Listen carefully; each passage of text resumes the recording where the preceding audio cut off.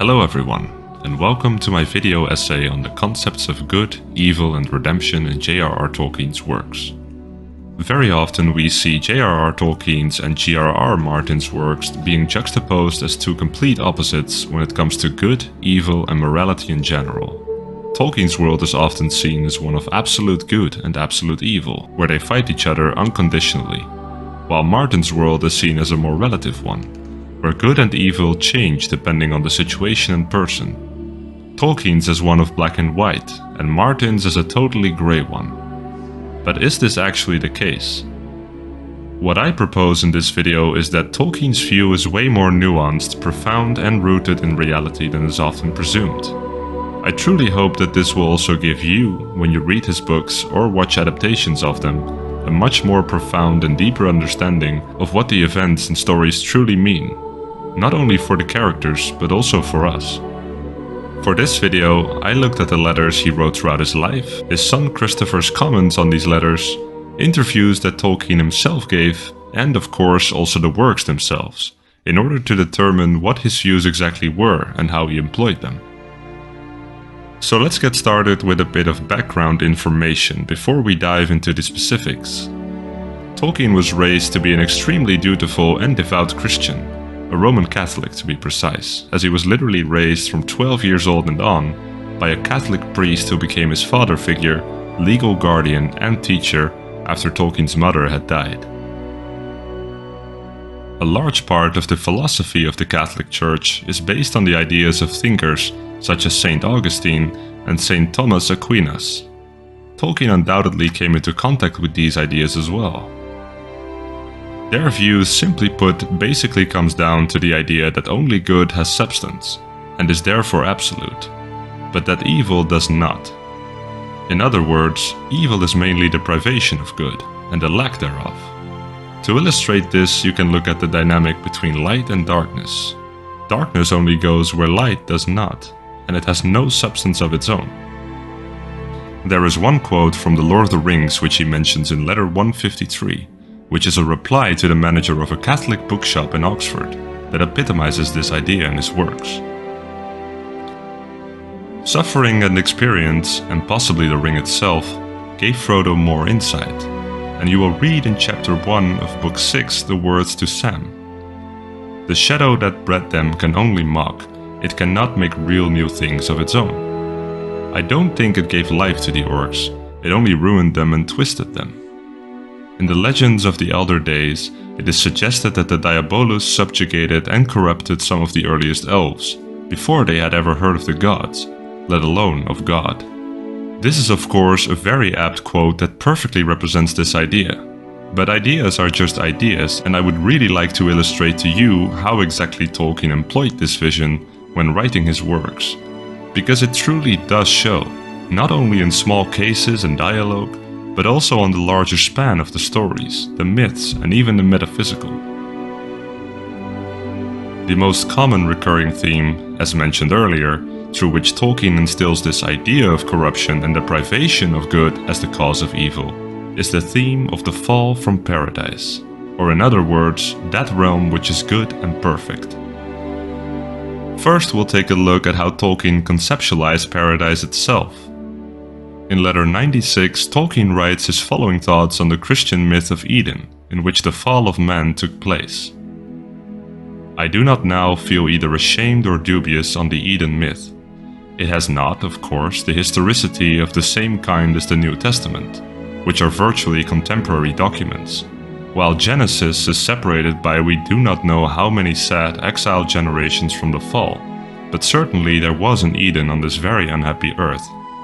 We all long for it, and we are constantly glimpsing it.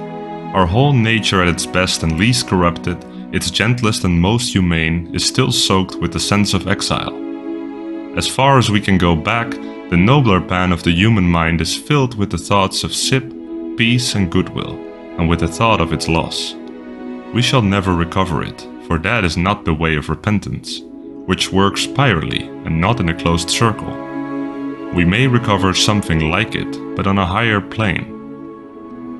Of course, I suppose that, subject to the permission of God, the whole human race, as each individual, is free not to rise again, but to go to perdition and carry out the fall to its bitter bottom. This idea of a fall from paradise, being in exile from a home distant in the past or far away now, is a very recurrent theme in his works as well, and probably does ring a lot of bells already to those who know his works. The effects of the fall itself span all the way from the story of the Silmarils to the very destruction of the ring, and thus, similar to the Christian tradition, paves the way for the full narrative about the children of God. I will now shortly highlight some of the most important spans and stories in which this fall into evil and its sophistically thought out consequences can be seen, in order to explain what this means for the narrative of the world and its development towards the end, and eventually how Tolkien proposes to deal with it. One of the first stories where this theme occurs is, as Tolkien describes in letter 131, the fall from paradise of the Elves. So, proceeding, the Elves have a fall, before their history can become storial. The main body of the tale, the Silmarillion proper, is about the fall of the most gifted kindred of the Elves, their exile from Valinor, a kind of paradise, the home of the gods, their re-entry into Middle-earth, the land of their birth but long under the rule of the enemy, and their strife with him, the power of evil still visibly incarnate. Similar to the Christian tradition, the children of God have to spend their lives combating the devil after they have fallen from paradise. He then continues, the sons of Feanor take a terrible and blasphemous oath of enmity and vengeance against all or any, even of the gods, who dares to claim any part or right in the Silmarils. They pervert the greater pan of their kindred, who rebel against the gods and depart from paradise, and go to make hopeless war upon the enemy. The first fruit of their fall is war in paradise, the slaying of elves by elves, and this and their evil oath dogs all their later heroism, generating treacheries and undoing all their victories. Looking at especially this last part, we can see the correlation with the book of Genesis, as the first fruit of Adam and Eve's fall is the story of Cain and Abel, in which Abel is murdered by Cain, and thus sets the tone and premise for all of human history, just like with the Elves. Tolkien then writes about another, minor fall when it comes to the Elves, during the Second Age of the Sun, when they were called home after the jailing of Morgoth, but many elves remained. We see a sort of second fall, or at least error, in the Elves. There was nothing wrong essentially with their lingering against counsel, still sadly with the mortal lands of their old heroic deeds. But they wanted to have their cake without eating it. They wanted the peace and bliss and perfect memory of the West, and yet to remain on the ordinary earth where their prestige as the highest people above wild elves, dwarves and men was greater than at the bottom of the hierarchy in Valinor. There arose a friendship between the usually hostile folk of elves and dwarves, for the first and only time, and smithcraft reached its highest development. But many of the elves listened to Sauron. He was still fair in that early time, and his motives and those of the elves seemed to go partly together. The healing of the desolate lands. Sauron found their weak point in suggesting that, helping one another, they could make Western Middle-earth as beautiful as Valinor. It was really a veiled attack on the gods, an incitement to try and make a separate independent paradise. Gil-galad repulsed such overtures, as did Elrond. But at Eregion, great work began, and the elves came their nearest to falling to magic and machinery. With the aid of Sauron's lore, they made rings of power.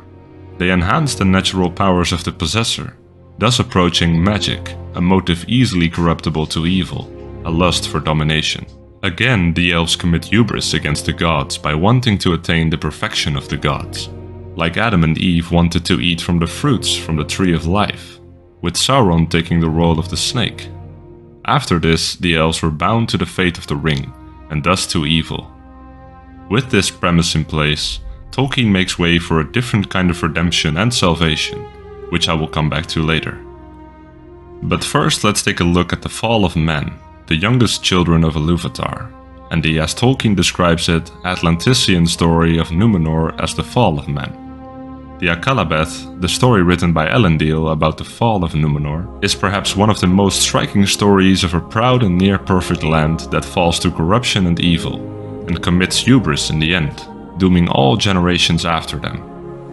Tolkien describes this fall as follows. Their reward is their undoing, or the means of their temptation.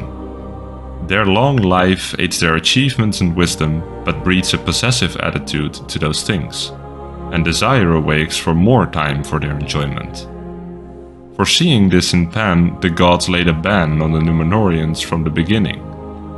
They must never sail to Eressëa, nor westward out of sight of their own land. In all other directions they could go as they would. They must not set foot on immortal lands, and so become enamored of an immortality within the world which was against their law, the special doom or gift of Ilúvatar, God, and which their nature could not in fact endure. So, much like Adam and Eve were given a place in paradise, but were prohibited to eat the fruit from the tree of life, the Númenóreans were given their own island of paradise, a long and healthy life, wisdom and strength, with only one absolute line they should not cross, and they tragically failed. These rewards were not the direct reasons for their fall, but more like its seed. Their reward is their undoing. Sauron was all that seemed necessary to feed this seed and make it grow. Tolkien describes the process of breaking this prohibition as follows. There are three phases in their fall from grace. First, acquiescence, obedience that is free and willing, though without complete understanding. Then for long they obey unwillingly, murmuring more and more openly. Finally they rebel, and a rift appears between the king's men and rebels and the small minority of persecuted faithful. The downfall is partly the result of an inner weakness in men, consequent if you will upon the first fall, repented but not finally healed. Reward on earth is more dangerous for men than punishment. The fall is achieved by the cunning of Sauron in exploiting this weakness. Its central theme is inevitably, I think, in a story of man, a ban or a prohibition. So the cunning of Sauron, much like he influenced the Elves in their second fall, was the reason for the fall of men. But isn't Sauron then in fact the embodiment of absolute evil? Since he certainly does have substance and seeks to corrupt that which is good for his own power. This would be true if he as well were not once a force of good and beauty. Much like Lucifer is a fallen angel, so is Sauron a fallen Maya. As Tolkien writes, Sauron was of course not evil in origin. He was a spirit corrupted by the Prime Dark Lord, the Prime Subcreative Rebel, Morgoth. He was given an opportunity of repentance when Morgoth was overcome, but could not face the humiliation of recantation and suing for pardon, and so his temporary turn to good and benevolence ended in a greater relapse, until he became the main representative of evil in later ages. After examining this, the very nature of man and all the other children of Ilúvatar, their kingdoms and their civilizations, to fall from good, and after so many, including the greatest, most virtuous and strongest of all beings, have showed the inability to seemingly no matter what fall to corruption and evil, one might get hopeless and despair. Tolkien writes in letter 69, "A small knowledge of history depresses one with the sense of the everlasting mass and weight of human iniquity. Old, dreary, endless, repetitive, unchanging, incurable wickedness. All towns, all villages, all habitations of man, sinks. And at the same time one knows that there is always good, much more hidden, much less clearly discerned, seldom breaking out into recognizable, visible beauties of word or deed or face. Not even when in fact sanctity, far greater than the visible advertised wickedness, is really there. But I fear that in the individual lives of all but a few, the balance is debit. We do so little that is positive good, even if we negatively avoid what is actively evil. Then what does Tolkien, or rather, what do Tolkien's works offer us as a way or a means of redemption and deliverance from falling to further evil in the end? how can we maintain that which is good?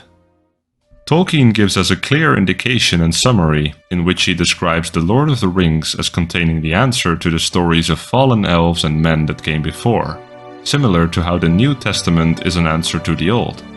The last tale is to exemplify most clearly a recurrent theme: the place in world polities of the unforeseen and unforeseeable acts of will, and deeds of virtue of the apparently small, ungreat, forgotten in the places of the wise and the great, good as well as evil.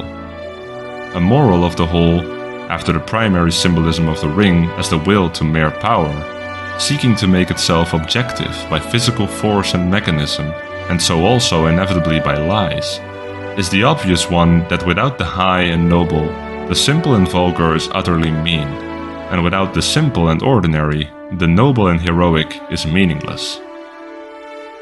This answer by Tolkien is simple yet profound, and I believe Peter Jackson put this idea forward so aptly in The Hobbit. Mithrandir. Why the halfling?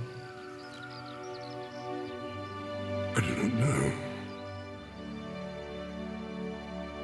Saruman believes that it is only a great power that can hold evil in check.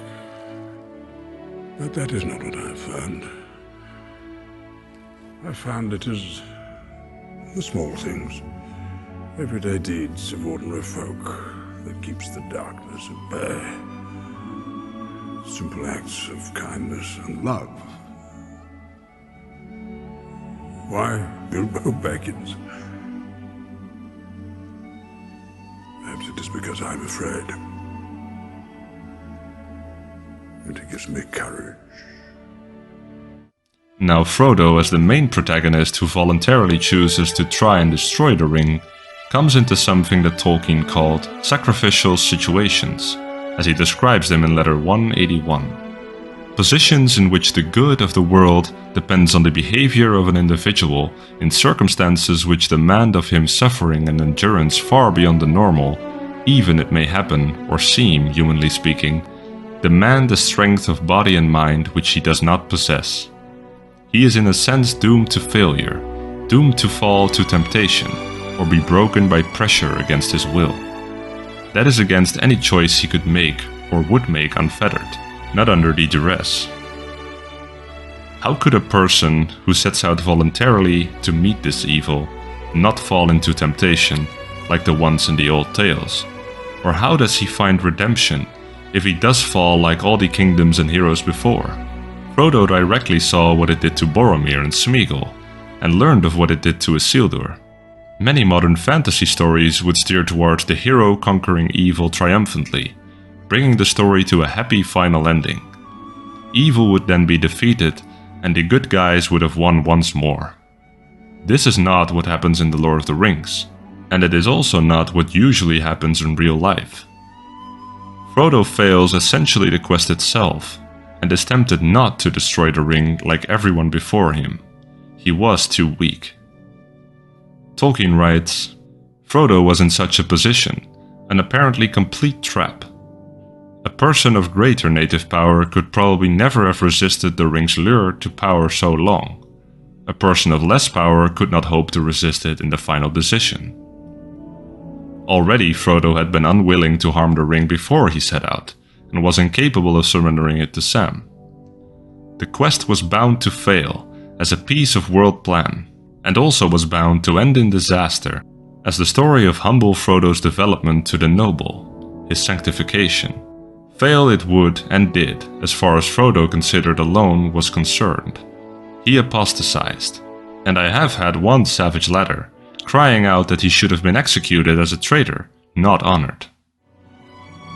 Now this is where Tolkien's genius and his roots in the Christian view of good, evil and redemption truly starts to show. How even though Frodo failed and was tempted or even corrupted towards evil in the end, Frodo gained salvation, not through triumphant deeds or vanquishing evil, but rather, as Tolkien himself describes, at this point the salvation of the world and Frodo's own salvation is achieved by his previous pity and forgiveness of injury. At any point, any prudent person would have told Frodo that Gollum would certainly betray him, and could rob him in the end. To pity him, to forbear to kill him, was a piece of folly, or a mystical belief in the ultimate value in itself of pity and a generosity, even if disastrous in the world of time. He did rob him and injure him in the end. But by a grace, that last betrayal was at a precise juncture when the final evil deed was the most beneficial thing anyone could have done for Frodo. By a situation created by his forgiveness, he was saved himself and relieved of his burden.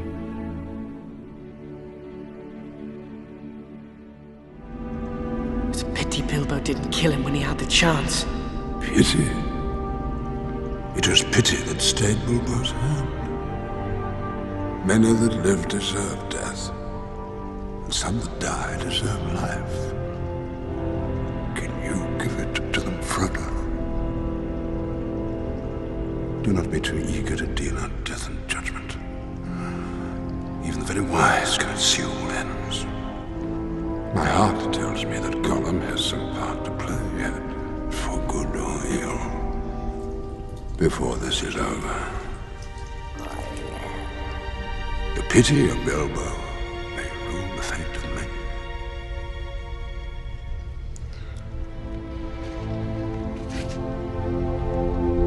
I wish the ring had never come to me. I wish none of this had happened. So do all who live to see such times, but that is not for them to decide. All we have to decide is what to do with the time that is given to us. There are other forces at work in this world, Frodo, besides the will of evil. Bilbo was meant to find the ring, in which case you also were meant to have it. And that is an encouraging thought.